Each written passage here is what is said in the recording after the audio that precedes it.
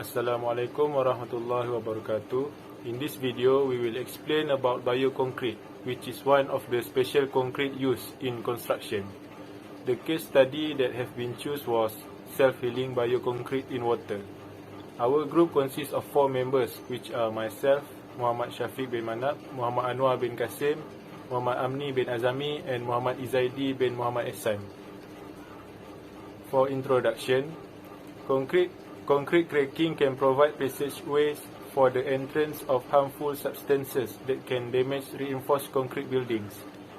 Due to the presence of sulfate and chloride ion in the marine environment, cracks can also be particularly harmful for concrete buildings. The building is exposed to airborne chlorides in the atmospheric zone because the air has a high moisture content and salt content. Corrosion in steel might result from this exposure.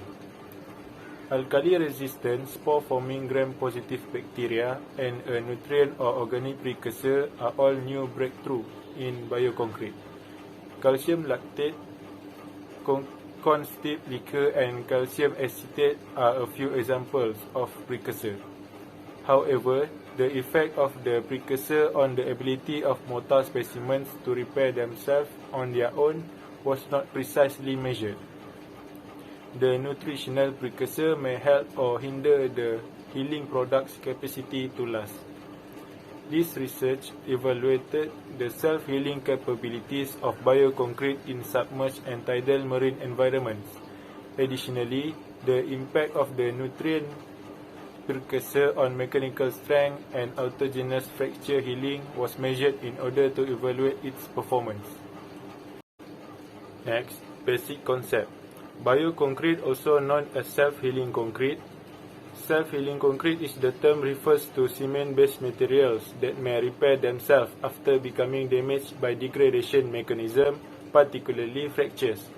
It will eliminate the need for maintenance and greatly extend the lifespan of concrete buildings, lowering the overall cost of a construction. The microcapsules and bacteria injected to the concrete are the key to the self-healing process. Next, the advantages of bioconcrete. First, self-healing concrete can get self-repair without any external treatment. Second, bioconcrete is especially made to increase the lifespan of durability of concrete structure. Third, reduce corrosion in steel as crack self-repair, which is a major reason starting corrosion. Fourth, bacteria used in this concrete like Bacillus bacteria are harmless to human life and hence it can be used effectively. The advantages of bioconcrete. First, cost of bioconcrete is comparatively higher than normal concrete. Second, the germination of the bacteria is not suitable in every possible environment. Third, no design guidelines for bacterial concrete are yet available in codes of design. The application of bioconcrete. Bioconcrete can be used first in the case of roads and reduced traffic jams. Second, in areas where buildings undergo freezing and thawing. Third, in the case of irrigation works and dams that are directly in contact with water. Fourth, by the oil and gas industry, preventing small cracks from spreading. Fifth, for sectors such as tunnel linings, structural basement walls, highways, bridges, concrete floor, and marine structures. Assalamualaikum, my name is Muhammad Anwar and I'm gonna tell you about the properties and the procedures. In this section, we're gonna talk about the properties of bioconcrete. In general, it has several properties. First, bioconcrete has better compressive and flexural strength compared to normal concrete. The second one is the durability of the concrete can be enhanced by incorporating the bio-based self-healing techniques. And the third one, bioconcrete also is good resistant against freeze-thaw attack. And the last one is bioconcrete has low permeability. Now, let's move on to the procedures. The experiment in this case study was carried out in a two-stage, whereas the first stage was designed to assess the most suitable nutrient precursor, whereas the second stage, the performance of the bioconcrete was characterized in regard to both submerged and tidal exposure conditions. So in the first stage, selection of nutrient precursor has been conducted. There are three different organic precursors were selected, which is the first one is calcium lactate, which contains calcium, and the second one magnesium acetate that contains magnesium, and the third one is glycerol that acts as a neutral precursor which don't have the magnesium and calcium. The synthetic seawater has been prepared for the study by dissolving 3.5% of marine salt in fresh water. Next, four different types of specimens were prepared. The first one is control specimens, and the second one is glycerol specimens. The third one is calcium lactate, and the fourth one is magnesium acetate. In the first stage, there were 30 different specimens were prepared for control specimens. Figure 1 shows the schematic diagram representing the compressive strength testing plan for CO specimens. The formation of a healing compound inside the cracks was monitored under a scanning electron microscope. And now for the second stage, Holabacillus holophilus is used because it is ideal to use in bioconcrete in the marine environment. For the preparation of specimens, there are two different categories of specimens were prepared. First one is specimens containing only nutrients, and the second one is specimens containing both bacteria and nutrients. Specimens were prepared for monitoring compressive strength and crack healing. The development of compressive strength and autonomous feeding performance was monitored under submerged freshwater, submerging water, and tidal conditions.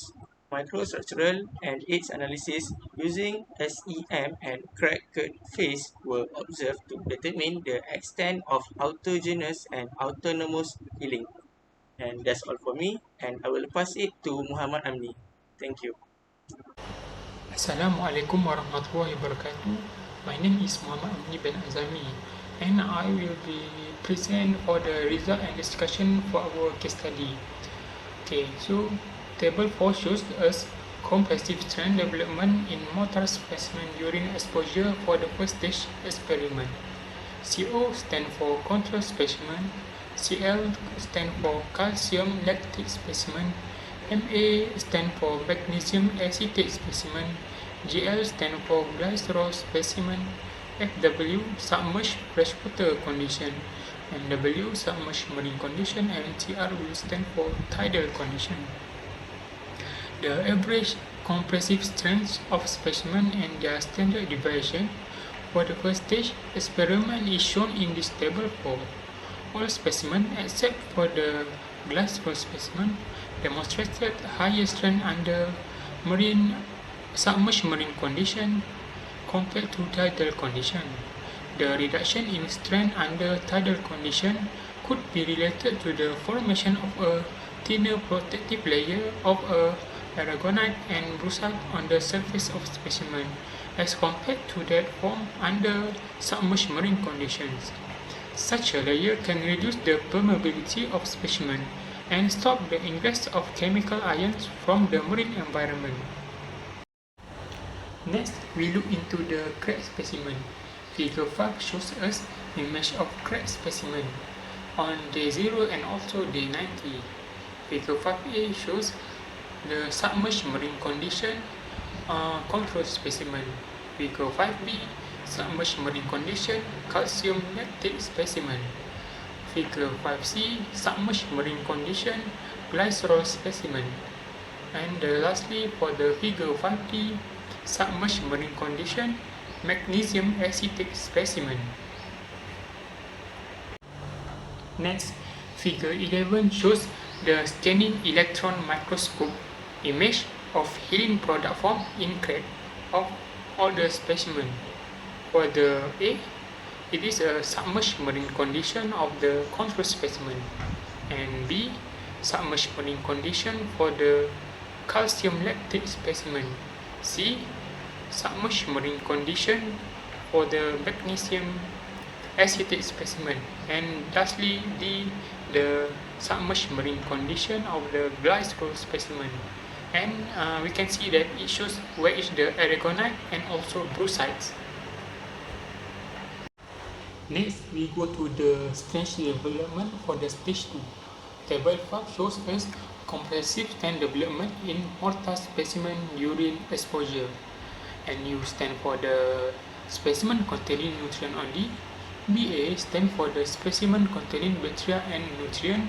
FW submerged freshwater condition, and MW submerged marine condition. TR stand for the tidal conditions. Significant healing could be identified as after 90 days of exposure by the white product forming in the crack, with range of 0.07 until 0.875 mm was selected for the analysis. For the submerged freshwater condition, the addition of bacteria did not result in an improvement. With both submerged freshwater condition, specimen containing nutrient only, and also submerged freshwater condition, specimen containing bacteria and nutrient, performing similarly. This is explained by the type of bacteria used in the study, which are halophilic and require chloride ion for their activation. For submerged marine condition and tidal condition, the bacteria allowed a significant improvement in the overall healing, which increased from the 47% in submerged marine condition specimen containing nutrient only to 64% in submerged marine condition specimen containing bacteria and also nutrient specimen. Similarly, healing was improved from 33% in tidal condition specimen containing nutrient only into 50% in tidal condition specimen containing bacteria and also nutrient. Figure 12 shows us the image of crack specimen on the strain development for the stage 2 for the day 0 and also day 90.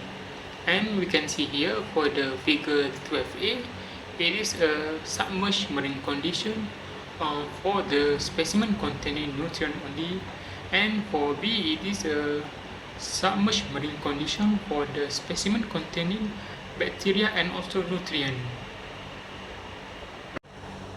And lastly, it is a figure 17 that shows us scanning electron microscope for the strange development of stage 2. Okay, the figure shows the formation of healing product in the two specimen, which is the figure 17a shows us the submerged marine condition for the specimen containing nutrient only, while for the figure 17b shows us submerged marine condition for the specimen containing bacteria and also nutrient. Okay, I think that's all from me. Thank you, and I will pass to my next friend for the conclusion for our case study. Assalamualaikum warahmatullahi wabarakatuh. My name is Muhammad Izaidi. For conclusion, by observing its effects on the characteristic of mortar specimen, such as compressive strength and autogenous healing, the best nutrient precursor for bioconcrete under submerged marine, water and tidal circumstance was chosen. We discovered that calcium lactate was the precursor with the best performance based on case study. The entry of water comes next, along with the incomplete healing of bigger fracture and crack edge, which create paths for water and oxygen to enter the cracks and allow bacterial healing activity to occur. Finally, bacteria could effectively boost healing from 33% for the complete specimen with nutrients alone to 50% for tidal specimen with both nutrient and bacteria, despite the harsh environment created by the wet or dry cycle. The availability of oxygen during drying and subsequent improved synthesis of healing product by bacteria were both credited with the improvement in crack healing under tidal conditions.